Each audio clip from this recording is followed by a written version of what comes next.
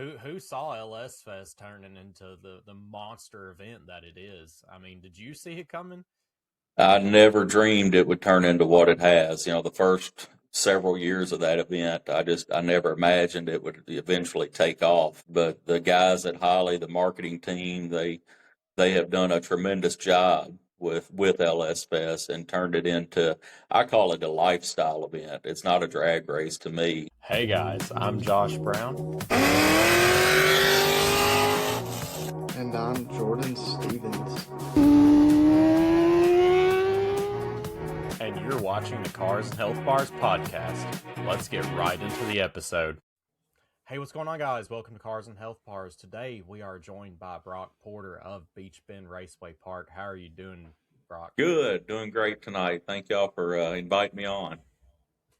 Absolutely. It had to have you. You're right in our backyard. Every time we pitch our show to somebody, we mention, we're in Vet City, home of the Beech Bend Raceway Park. It's just we're so fortunate to have such cool motorsports places in our own hometown here in Bowling Green.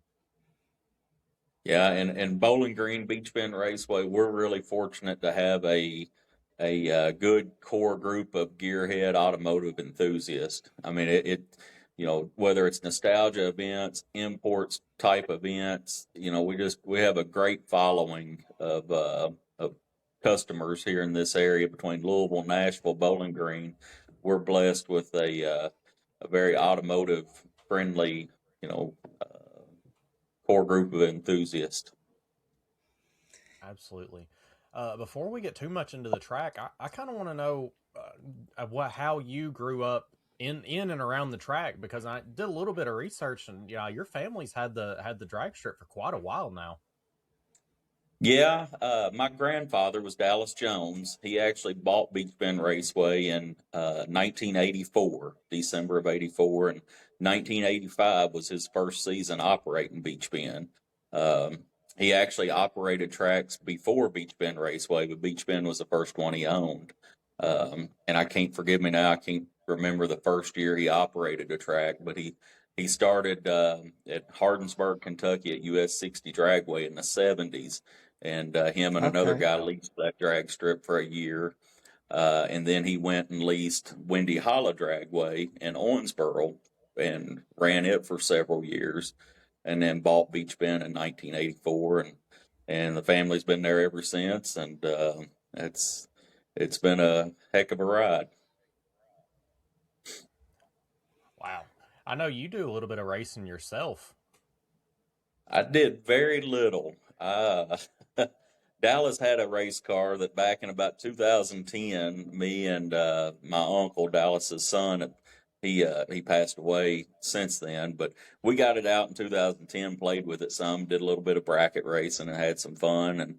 And Dallas, he told me I had to make a decision. I was either going to work or play. I couldn't do both. And so I couldn't afford to play, especially when I didn't have a race car. So I went to work, more regular.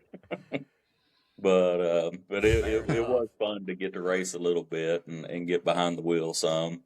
But yeah, it's in this industry, it's tough to do both. If you want to truly, dedicate and do everything, to the best of your abilities, you had to concentrate on one or the other.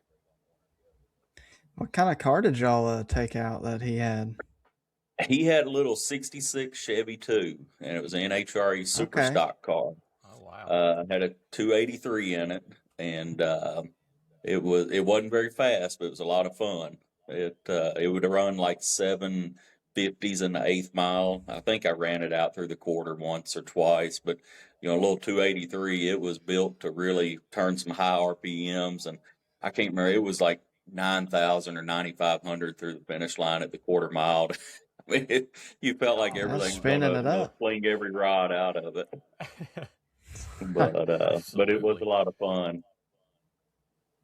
I'm sure you've seen your fair share, running the track of stuff getting scattered and all that. What is your favorite memory of I guess wouldn't be a favorite memory, but what was the most notable thing that happened at the drag strip? Because not only just cars blowing their engine out. But I mean, shoot, it was a few LS fests ago. There was a car that it like jumped the barrier. Am I thinking wrong about that? Or no, its hood flew off, and that guy ended up winning, I believe. Oh yeah. Yeah, I have some good cleanup stories. We spend a lot of time cleaning stuff up on the racetrack, whether it's LS Fest or just a Tuesday night test and tune or a Saturday test and tune. Probably some of the most notable memories from cleanups. I remember we had a new guy that had started with us one day, and we had like I don't know, an hour long oil down. Got it cleaned up, got Sheesh. back to racing, and he said, "What do we do if that happens again?" And I said, "We clean it up again." Like that's what you do. You clean it up until you're done racing. But I'll never forget him asking me that. And then one year, I don't know if y'all remember the TS Performance diesel drags. Y'all remember the heyday of the TS drags and Uh-huh.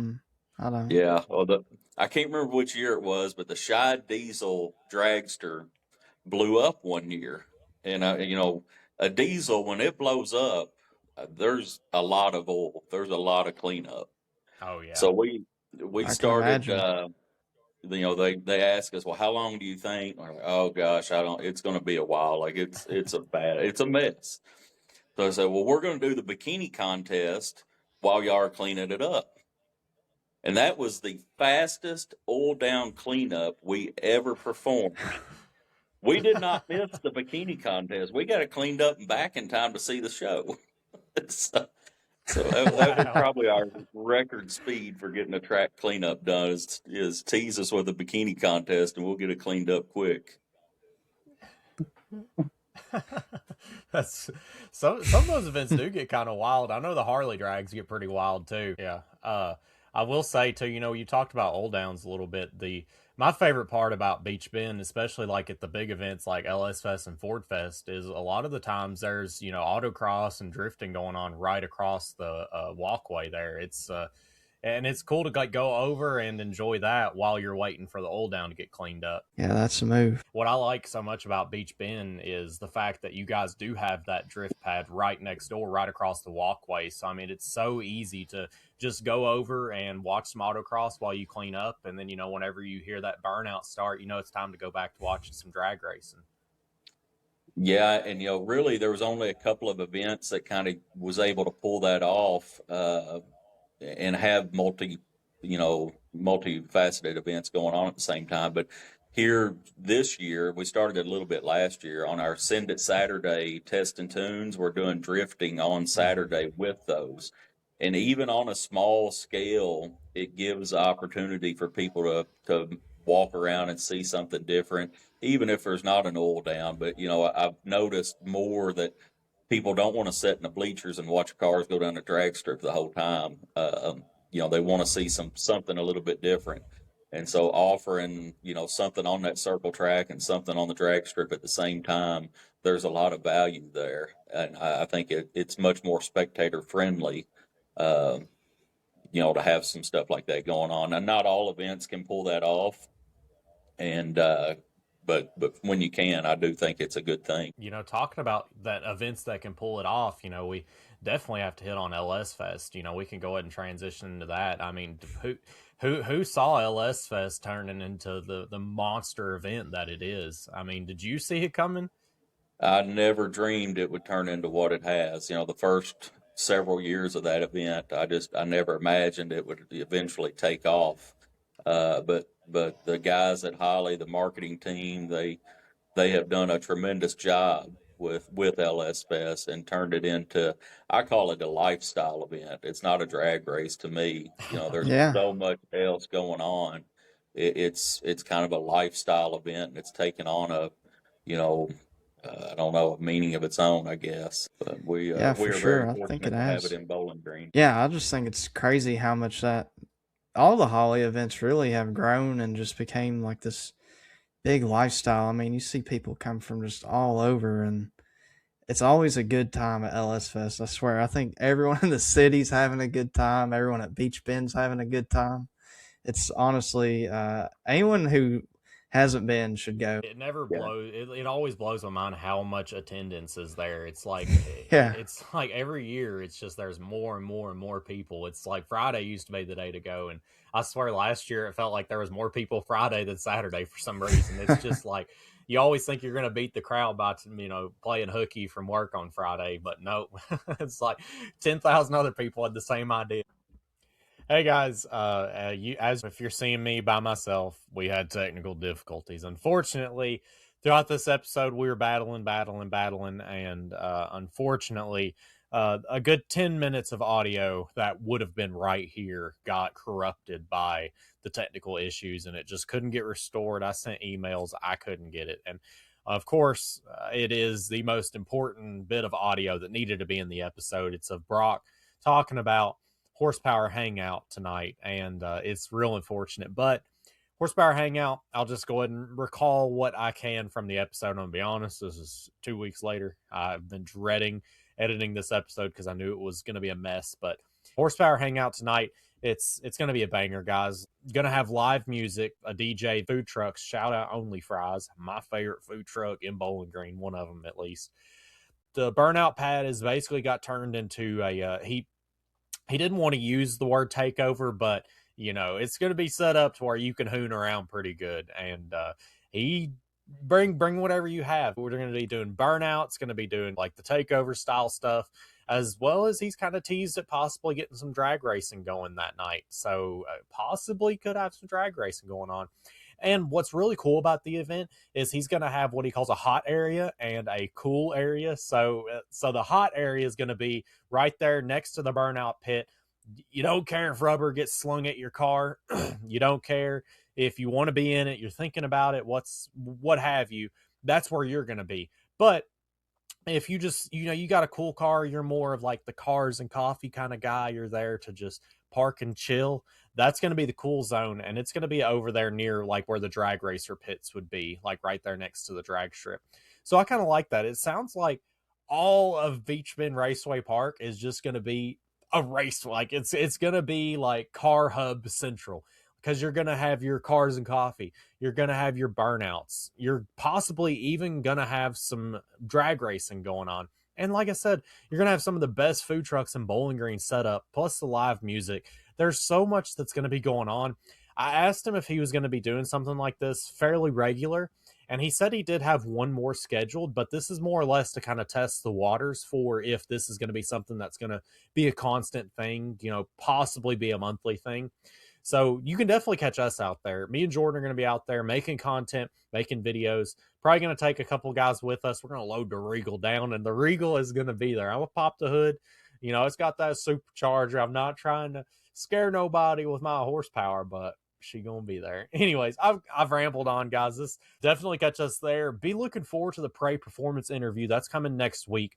We'll preface the next segment by saying, as a backup, we did unfortunately have to use a phone call to get the rest of the interview. So sorry, the quality is not so good, but it's what we had to do to keep the show going for you guys and to have Broc on. So yeah, guys, with that being said, sit through that. Check out Broc. Check out Beech Bend Raceway Park. Get your hind in a chair out there. Support your local drag strip.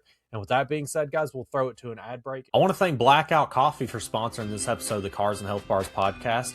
As you know, I work a blue-collar job just like most of you all do, and I need me a cup of joe to get me started first thing in the morning. I always like to hit some of this dark roast, brother. It puts hair on your chest, gets you good and woke up.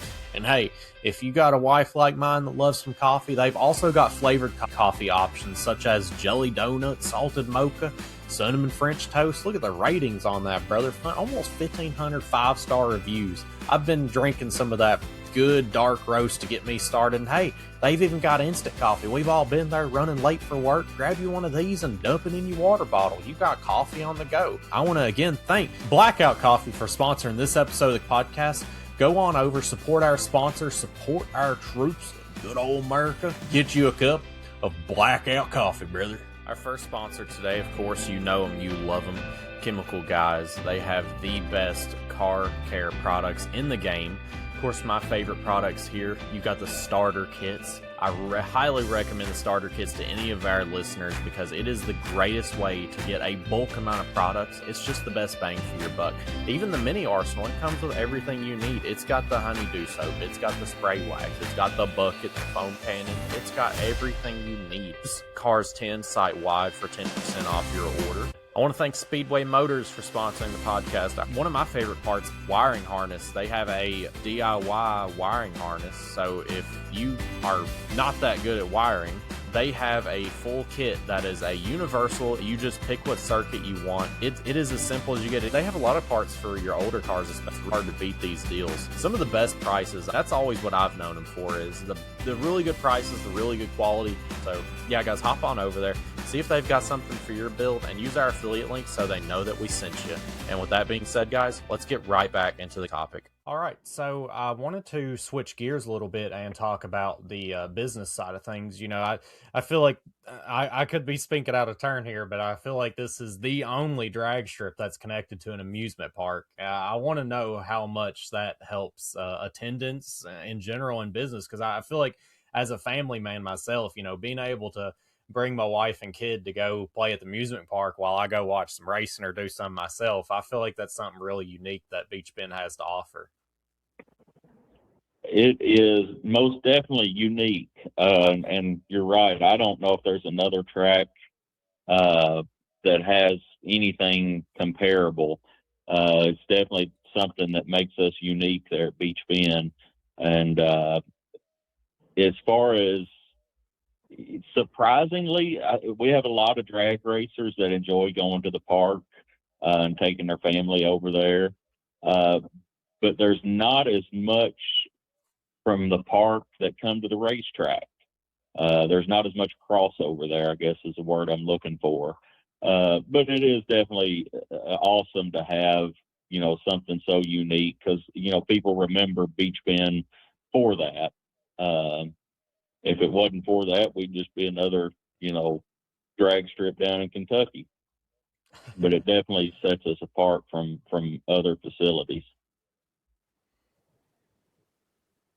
Yeah, I think it's pretty cool to have it connected. I see how the LS Fest groups, there's always some people posting up behind or right in front of the Kentucky Rumbler.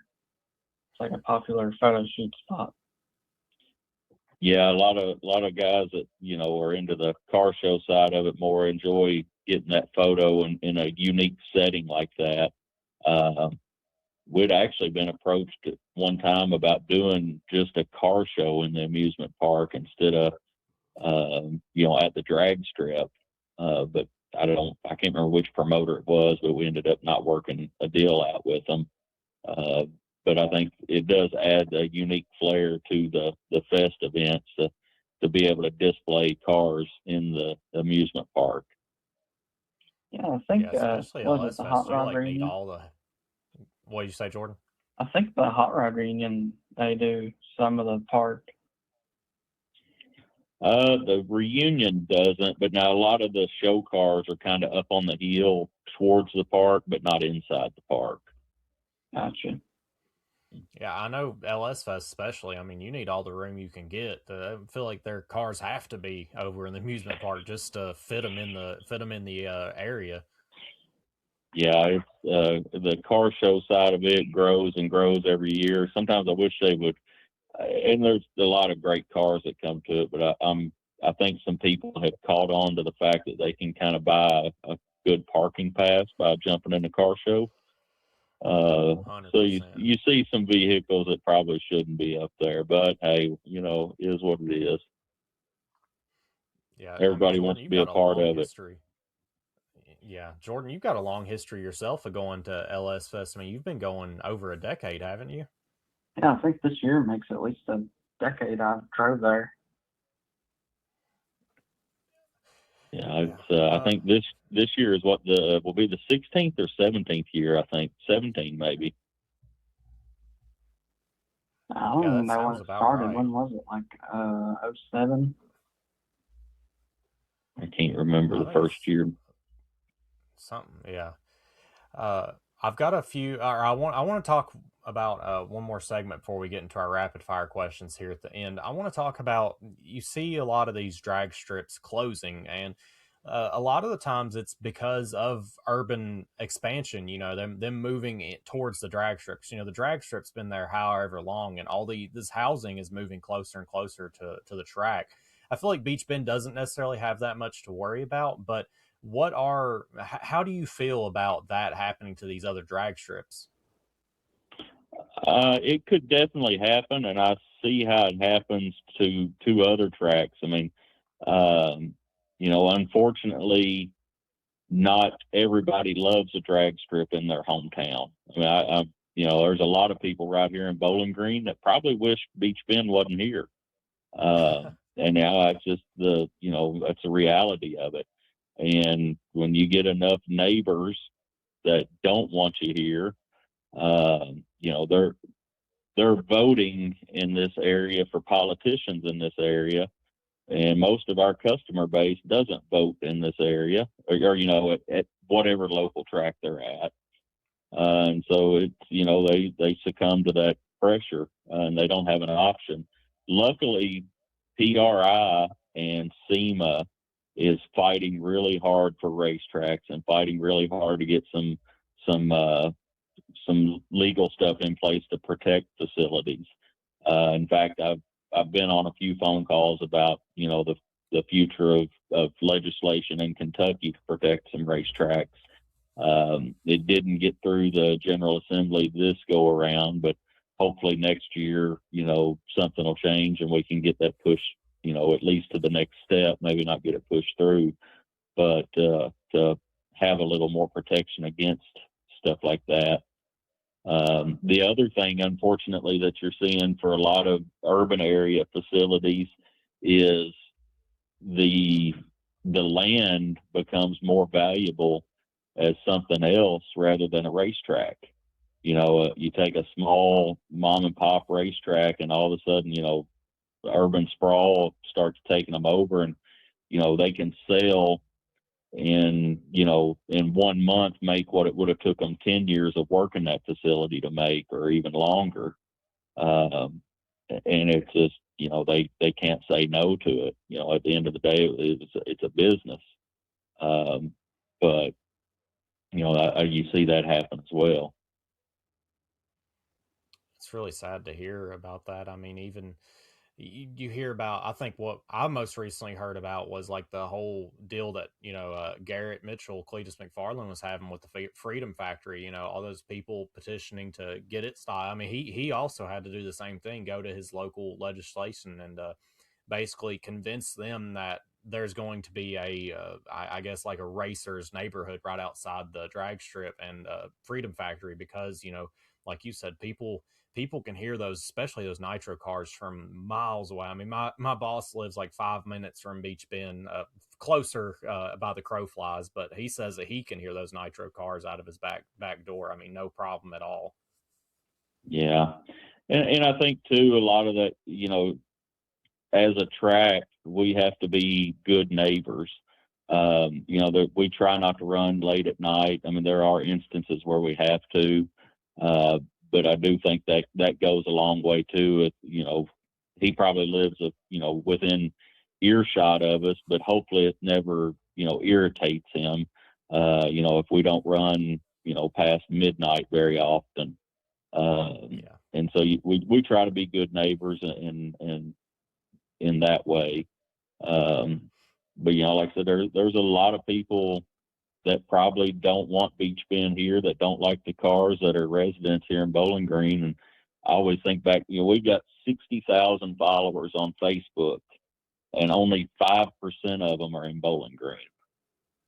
Wow, that's crazy. So there's probably a lot out there that maybe be a fan but don't follow us. But if you think about that kind of percentage that is based right here in Bowling Green, is small compared to the overall. That's actually really surprising. Yeah, I think Jordan and I was talking to a guy that we met at PRI. He runs a website called Get in the Stands, and he actually had a very similar statistic. I think his statistic was for just like an average drag strip, and yeah, I mean that goes to show. You said the statistic that he brought up. It's kind of ridiculous that there's that few local followers on the page. Mm-hmm. Yeah, it's between 5 and 6% of 60,000 that are in Bowling Green. Wow. Well, I've got some rapid fire questions for you to close out the episode here, so spend as long as you want to on them. First question I wanted to ask you: nitrous turbo or blower? Ooh, blower. Yes, sir. Love that. Yeah. What's your favorite class to watch race at Beech Bend? At Beech Bend, probably the favorite class would be like NHRA stock and super stock. Those are just some really cool cars. They're not the fastest cars you see at the track, but if you really get down into the weeds with those cars, it's amazing how fast some of them are with the technology given. And most of them are just awesome cars. Just they look great.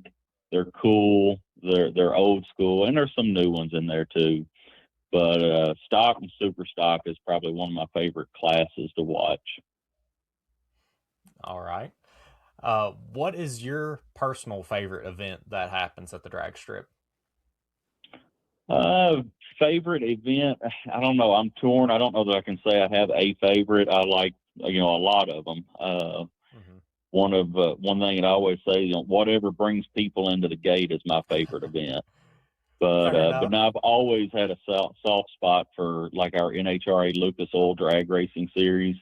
That event, there's usually 50 to 75 cars on the property that weekend that run 200 mile an hour to 230, even alcohol dragsters that run 275, 280 now.